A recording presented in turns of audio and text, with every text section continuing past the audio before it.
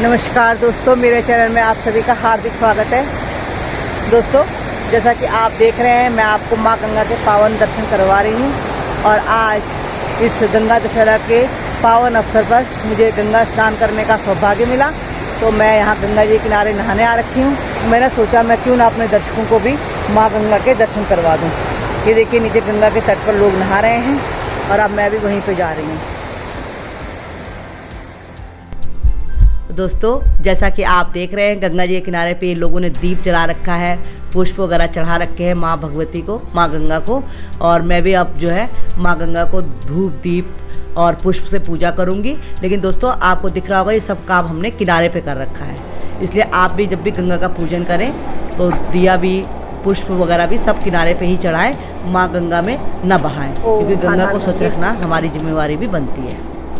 हाले चंद्रदलम गले चिकर्णम दूते गंगा जलम ज्ञानम पालम करे वामांगी दत्तम नमामि शक्तम प्राणेश्वरम भक्तखलेश्वरम हरम कर्पूर गौरव परम नमः शिवाय शांताय कांतात्मकं परमेश्वर हर हर गंगे हर हर गंगे शुभम करोतु कल्याण मार्गं धर्मं पदां सर्वदुःखदायकं सुखं।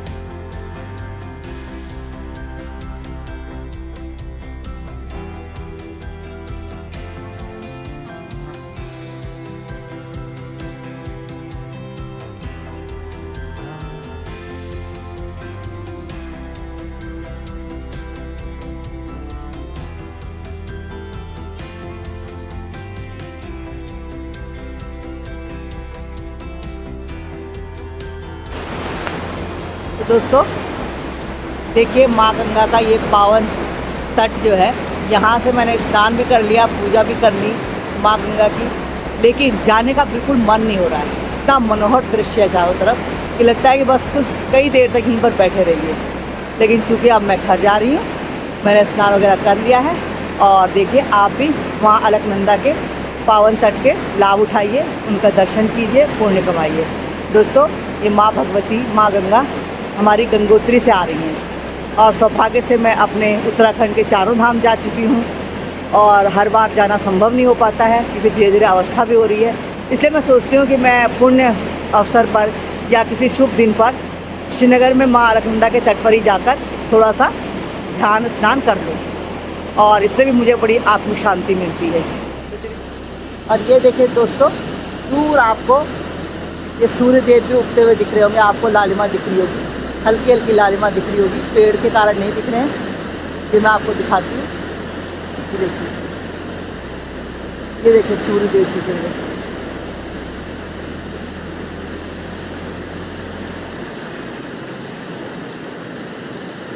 अभी सुबह के 6 बजे हैं और सूर्य देव आ चुके हैं। आज मैं गंगा दशहरा के पावन पर्व पर आपके साथ कुछ छोटी छोटी जानकारियाँ शेयर करूँगी कि गंगा दशहरा का क्या महत्व है और किस तरह पूजा विधि उस दिन हमें करनी चाहिए। आशा है आप इससे लाभ उठाएंगे।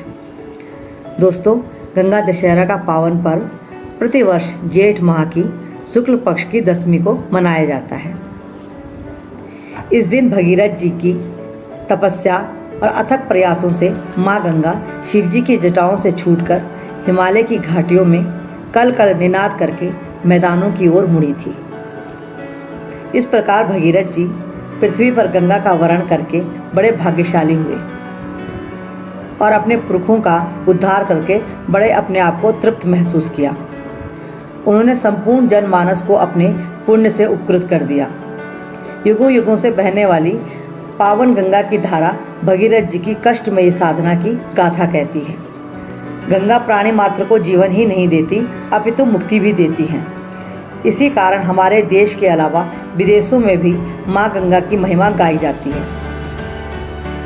वाराह पुराण के अनुसार ज्येष्ठ शुक्ल पक्ष की दशमी हस्त नक्षत्र में माँ गंगा स्वर्ग से धरती पर उतरी थी।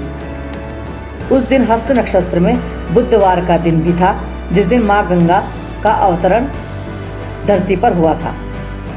इसलिए यह तिथि अत्यधिक महत्वपूर्ण बताई जाती है। हिंदू ग्रंथों की मान्यता के अनुसार माँ गंगा भारतवर्ष की परम पवित्र लोक पावनी नदी मानी जाती है। जेठ माह की तपती गर्मी में इस पर्व का आना दान स्नान के लिए अत्यधिक महत्वपूर्ण हो जाता है। इस दिन लाखों लोग दूर दूर से आकर गंगा की पवित्र जलधारा में स्नान करते हैं। जगह जगह पानी शरबत के प्याऊ भी लगाए जाते हैं, जिससे दूर दूर से आने वाले भक्तों को कष्ट न हो। जल शरबत का दान ज्येष्ठ मास की तपती गर्मी में महादान की श्रेणी में आता है। इस दिन छतरी और जूते चप्पल देने का भी विधान है, जिससे धूप गर्मी से राहत मिल पाए। गंगा दशमी के दिन आम खाने और आम का दान करने का भी विशेष महत्व है। दोस्तों, गंगा दशहरा की पूजा विधि कुछ इस प्रकार से है। स्कंद पुराण के अनुसार गंगा दशहरा के दिन हर स्वस्थ व्यक्ति को पवित्र नदी पर जाकर स्नान ध्यान जरूर करना चाहिए। जो मनुष्य नदी सरोवर में जाने में सक्षम न हो, उसे घर में ही स्नान के पानी में कुछ गंगा जल मिलाकर स्नान करना चाहिए।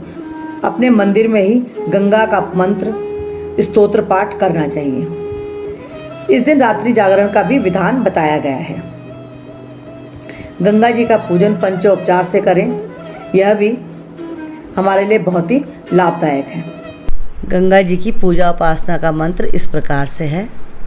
गंगा गंगेति यो ब्रूयातः योजनानां शतेरपि मुच्यते सर्वा पापेभ्यो विष्णुलोकम सह गच्छति।